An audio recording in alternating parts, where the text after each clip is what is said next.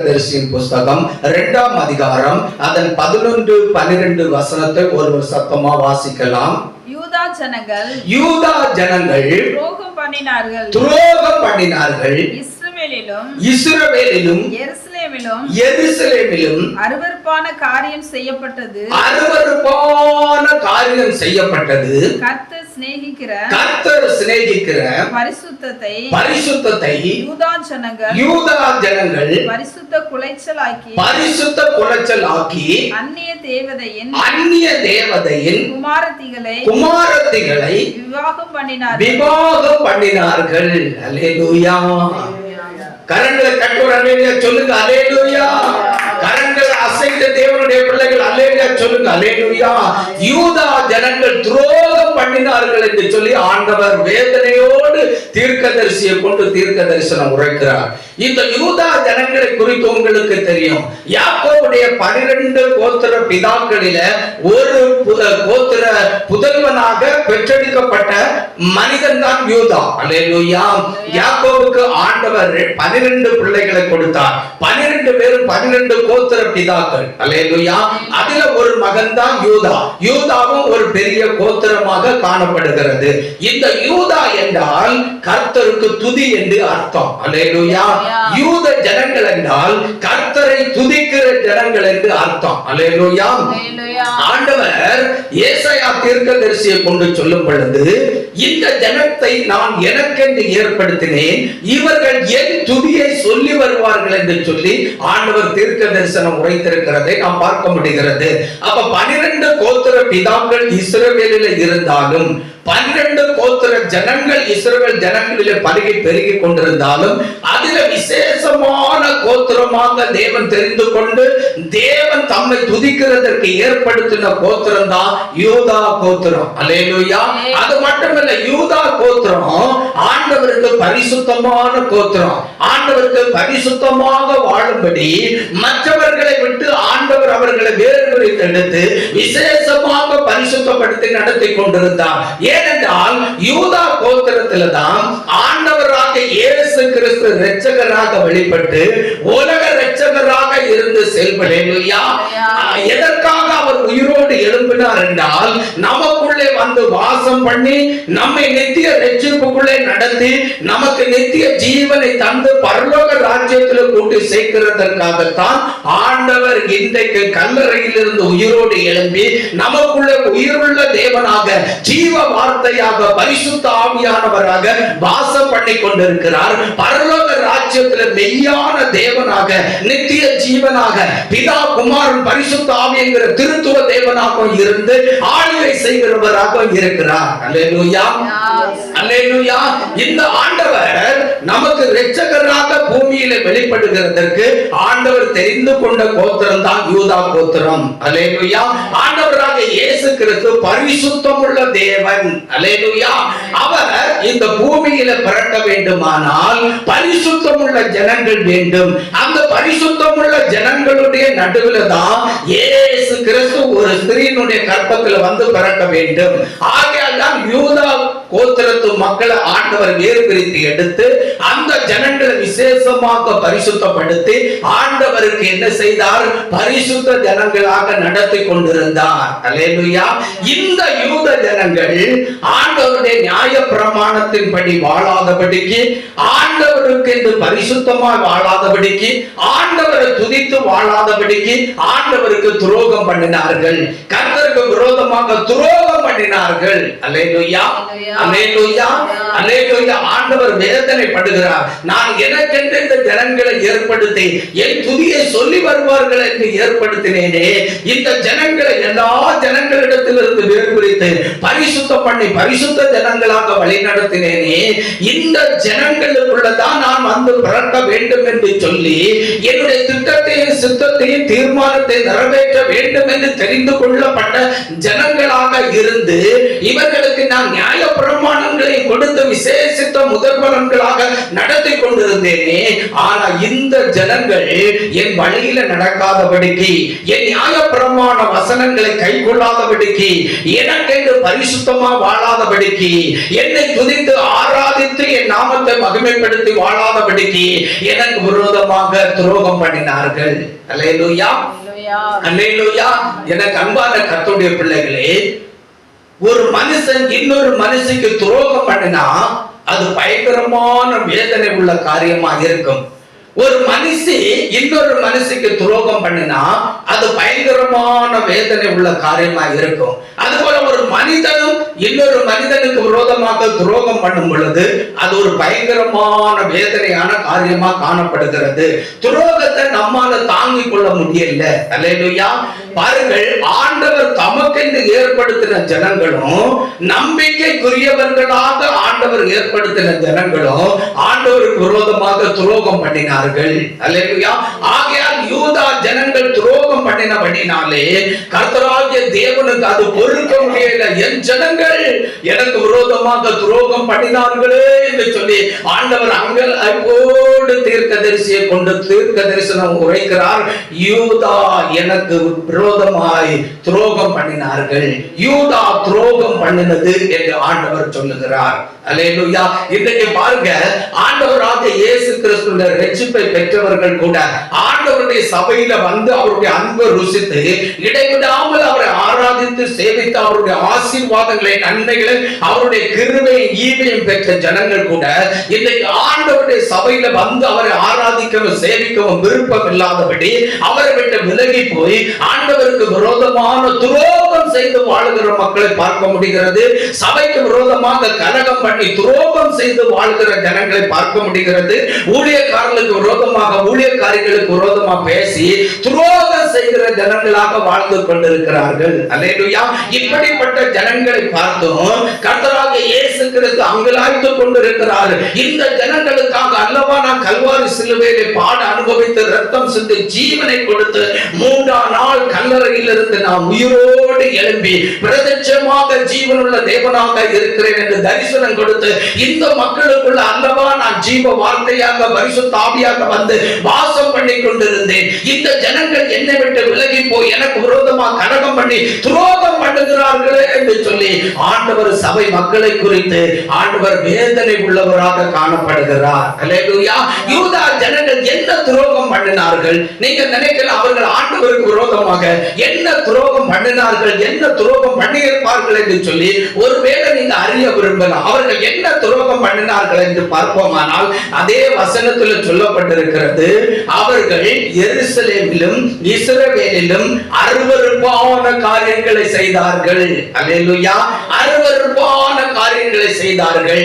தேவனுடைய ஆலயத்தில் கூடி வருகிற பெண்களோடு விபச்சாரம் செய்தார்கள். தேவனுடைய எருசலேம் நகரத்தில் இருந்த பரிசுத்த ஆலயத்தில் விக்கிரகங்களை கொண்டு வந்து அதை தெய்வம் என்று வழிபட்டார்கள். தேவனுடைய பலிபீடத்தில் மோளேகு என்கிற தெய்வத்தையும் ரம்பான் என்கிற சிலையையும் பாகாலின் சிலைகளையும் கொண்டு நிறுத்தி அவைகளுக்கு தூபம் காட்டி இவைகள் தான் தெய்வம் என்று வழிபட்டார்கள். தம்முசுக்காக அங்கு கூடி அழுகிற யூத கோத்திரத்து பெண்களும் காணப்பட்டார்கள். அல்லேலூயா. இதெல்லாம் அருவருப்பாய் காணப்பட்டது. இதெல்லாம் அருவருப்பாய் காணப்பட்டது. எருசலேமிலும் இஸ்ரவேலிலும் ஆண்டவர் அருவருப்பான காரியங்களை கண்டார். அல்லேலூயா. தேவனுடைய ஆலயம் பரிசுத்தம் உள்ளது. தேவனுடைய பலிபீடம் பரிசுத்தம் உள்ளது. தேவனுடைய பலிபீடத்தில் நின்று ஆசாரிய ஊழியர் செய்தவர்கள் பரிசுத்தம் உள்ளவர்கள். அவர்கள் பரிசுத்த கொலைச்சல் உள்ளவர்களாக அல்லது பரிசுத்த கொலைச்சலின் சிந்தை உள்ளவர்களாக இருந்தாலே தேவன் அவர்களை ஒரே அடி அடிச்சு அந்த ஆலயத்தில் கொண்டு போட்டார். அல்லேலூயா.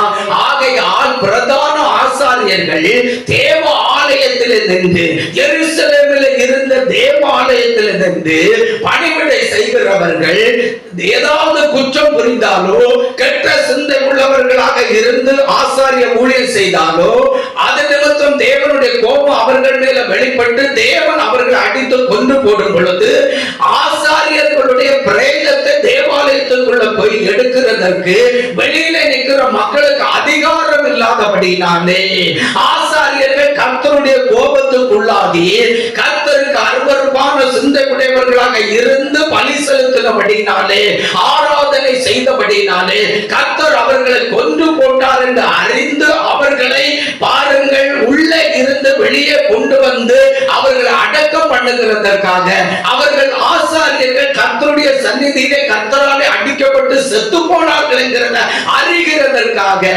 தேவனுடைய பலிபீடத்து ஆராதனைகளை பலிகளை செலுத்தி ஆசாரிய ஊழியம் செய்து கொண்டிருந்தவர்களுடைய கால்களில சலங்கைகளை கட்டி வைத்திருந்தார்கள். இடுப்பில் பெரிய சணல் கயிறை கட்டி அதை தேவாலயத்தின் வாசலிலே கட்டி வைத்திருப்பார்கள். அல்லேலூயா, அல்லேலூயா. அந்த வாசலிலே கட்டப்பட்டிருக்கிற கயிறு அசைந்து கொண்டிருந்தால் அப்புறம் ஆசாரியன் பிரதான ஸ்தலத்தில் பிரவேசித்து ஆசாரிய ஊழியம் செய்து கொண்டிருக்கிறான், கர்த்தருக்கு பிரியமான ஊழியம் செய்து கொண்டிருக்கிறான் என்று வெளியில நிற்கிற மக்கள் அறிந்து கொண்டு என்ன செய்வார்கள் என்றால் தேவனை தொழுது கொள்வார்கள். ஆசாரியனுடைய கால்களில் இருக்கிற சனங்க சத்தம் கேட்கும் பொழுது ஆசாரியன் உயிரோடு இருக்கிறான் என்று அறிந்து கொள்வார்கள். சனங்க சத்தம் கேட்காமல் இருந்தால் பிரதான பாருங்கள் ஆசாரியனுடைய இடுப்பிலும் பாருங்கள் தேவாலயத்திலே வாசலில் கட்டப்பட்டிருக்கிற கயிறு அசையாமல் இருந்தால் ஏதோ குற்றம் செய்து கர்த்தர் ஆசாரியனை கொன்று போட்டு விட்டார் என்று சொல்லி வாசலிலே கட்டப்பட்டிருக்கிற கயிறு அவிழ்த்து இழுத்து செத்து கிடக்கிற ஆசாரியனை வெளியே கொண்டு போய் அடக்கம் பண்ணுவார்கள். அல்லேலூயா. அப்படிப்பட்ட பயங்கரமான பரிசுத்த ஸ்தலம் தான் எருசலேமிலே காணப்பட்ட தேவாலயம் இருந்த ஸ்தலம். அதுக்குள்ளதான் இப்ப யூதா கோத்திரத்தின் ஜனங்கள் அருவருப்பை செய்தார்கள். அல்லேலூயா. அருவருப்பான காரியத்தை எருசலேமிலும் இஸ்ரவேலிலும் கர்த்தர் கண்டார். எங்கும் அருவருப்பான காரியங்கள் செய்யப்பட்டது. இன்றைக்கு பாருங்க, கர்த்தருடைய ஆலயம் என்று சொல்லுகிறார்கள், கோவில்கள் என்று சொல்லுகிறார்கள். எங்கு பார்த்தாலும் ஒரு பெண்ணுடைய சிலை, கையில புள்ள வைத்துக் கொண்டிருக்கிறவனுடைய சிலை, பாருங்க கையில ஈட்டி வைத்துக் கொண்டிருக்கிறவனுடைய சிலை, கையில வாள் வைத்திருக்கிறவனுடைய சிலை, இயேசுவை போல ஒரு களிமண்ணை செய்து சிலுவையில் அறைந்து விட்டு இருக்கிறது போல சிலை. இந்த சிலைகளையே தேவனுடைய பிரகாரத்தில் கொண்டு வைத்து வழிபடுகிறார்கள். இவர்கள் சொல்லுகிறார்கள் இது பரிசுத்த ஸ்தலம், நாங்கள் செய்கிறது தான் தேவனுடைய ஆராதனை என்று சொல்லி தேவனுக்கு எரிச்சலை மூட்டுகிறார்கள், அருவருப்பான காரியங்களை செய்கிறார்கள். அல்லேலூயா. இப்படி எங்கும் அருவருப்புகள் காணப்படுகிறது. இந்த அருவருப்புகளின் நிமித்தம் கர்த்தர் கலக்கி கொண்டிருக்கிறார், வேதனைப்பட்டு கொண்டிருக்கிறார். அல்லேலூயா, அல்லேலூயா. ஏனென்றால் கர்த்தருடைய ஆலயம் இருக்கிற இடமெல்லாம், கர்த்தருடைய சபை இருக்கிற இடமெல்லாம் பரிசுத்த ஸ்தலம். அங்கே கர்த்தர் பரிசுத்தமாய் எழுந்தருளி வாசம் பண்ணுவார். அங்க வருகிற மக்கள் பரிசுத்தமாய் இருக்க வேண்டும். அங்கே வழிபடுகிற ஆராதனை செய்கிற மக்கள் பரிசுத்தமாய் இருக்க வேண்டும். அங்கே ஊழியம் செய்கிற பிள்ளைகள் பரிசுத்தமாய் இருக்க வேண்டும். இதுல எந்த விக்கிரகங்களோ எந்த ஒரு ஆண்டவருக்கு பிரியமான பிரியமில்லாத அருவருப்பான காரியங்களோ வந்தா ஆண்டவர் வேதனை அடைகிறவராக, அவருடைய சபையிலும் ஆலயத்திலும் காணப்படுகிற அருவருப்பான காரியங்களை நிமித்தம் அவர் தம்முடைய ஆலயத்திலும் தம்முடைய சபையிலும் பிரவேசித்து கிரியை செய்ய முடியாதபடி அவர் சபையிலே வாசம் பண்ண முடியாத வேதனையோடு காணப்படுகிறார். அல்லேலூயா. கரங்களை தட்டி சொல்லுங்க. அல்லேலூயா. எனக்கு அன்பான கர்த்தருடைய பிள்ளைகளே, நீங்கள் நானும் கூடி வந்து ஆராதிக்கிற இந்த ஜீவிக்கிற கிறிஸ்துவின் சபை பரிசுத்தமுள்ள சபை. கல்வாரி சிலுவையில் இயேசு கிறிஸ்து ரத்தம் சிந்தி தம்முடைய சரீரத்தை கிழிக்க ஒப்பு கொடுத்து அவருடைய பரிசுத்த சரீரத்தையே பூமியில சபையாக ஸ்தாபித்தார். அந்த இயேசு கிறிஸ்துவின் பரிசுத்த சரீரமாக சபைக்குள்ள தான் நீங்கள் நானும் தேவனுடைய பிள்ளைகளாக தேவனை சேவித்து இடைவிடாமல் ஆராதிக்கிறவர்களாக, அவருக்கு ஊழியம் செய்கிறவர்களாக, அவருடைய சத்திய வசனத்தை கேட்க அதை கை கொண்டு வாழுகிறவர்களாக ஏற்படுத்தப்பட்டிருக்கிறோம். ஆகையால் அருவருப்பானதை ஒன்றும் தேவனுடைய சபையிலே நடப்பிக்காதபடிக்கு ஜாக்கிரதையாக இருங்கள் என்று பரிசுத்த ஆவியானவர் திருவிழம் பெற்றுகிறார். அருவருப்பான சிந்தையோடும் இந்த இடத்துல யாரும் காணப்படக்கூடாது. அருவருப்பான விக்கிரகங்களுக்கு தேவனுடைய சபையில இடமே கிடையாது. அல்லேலூயா. கரங்களை தட்டி அல்லேலூயா சொல்லுங்க. அல்லேலூயா. கரங்களை அசைத்து அல்லேலூயா சொல்லுங்க. அந்த வசனத்தின் கடைசி பகுதியில் சொல்லப்பட்டிருக்கிறது, தேவன் விரும்புகிற பரிசுத்தத்தை அவர்கள் பரிசுத்த குலைச்சல் ஆக்கினார்கள். எப்படி பரிசுத்த குலைச்சல் ஆக்கினார்கள்? அந்நிய தேவதைகளுடைய குமாரத்திகளை விவாகம் பண்ணினார்கள். ரட்சிக்கப்படாத பெண்களை திருமணம் செய்தார்கள். அல்லேலூயா. புறஜாதி பெண்களை மணமகளாக மருமகளாக ஏற்றுக்கொண்டார்கள், மனைவிகளாக ஏற்றுக்கொண்டு அந்த அந்நிய தேவதைகளுடைய பெண்களோடு கூடி பிள்ளை பெற்றெடுத்து அசுத்த சந்ததியை எருசலேமிலும் இஸ்ரவேல் கோத்திரத்திலும் ஏற்படுத்தி விட்டார்கள். அல்லேலூயா. இதனால இந்த சந்ததியின் நடுவில் கர்த்தர் வாசம் பண்ண முடியல. அல்லேலூயா.